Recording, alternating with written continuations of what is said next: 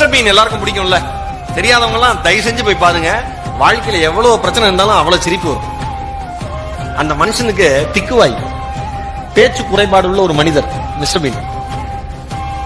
ஆனா நடிக்கணும்னு ஆசை.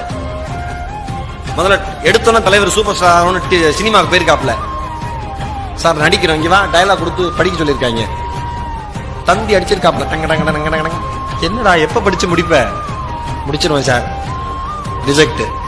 சரி டிவிக்கு போலாம், ரிஜெக்ட் ரிஜெக்ட் ரிஜெக்ட் ரிஜெக்ட். அப்புறம் யோசிச்சிருக்காப்ல, பேச்சு குறைபாடுனாலதான் இவ்வளவு ரிஜெக்ஷனோ, அதை சரி பண்ணுவோன்னு சரி பண்ணிருக்காரு. மறுபடியும் ரிஜெக்ஷன்.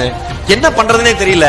இவனுக்கு எவனுமே சரி பண்ண வர மாட்டான், நம்ம திறமை நாம தான் அந்த உலகத்தை காமிக்கணும்னு அவரே ப்ரொடக்ஷன்ல ஓன் ப்ரொடக்ஷன்ல சிம்பிளா மிஸ்டர் பீன் ஒன்னு ஆரம்பிச்சிருக்காரு.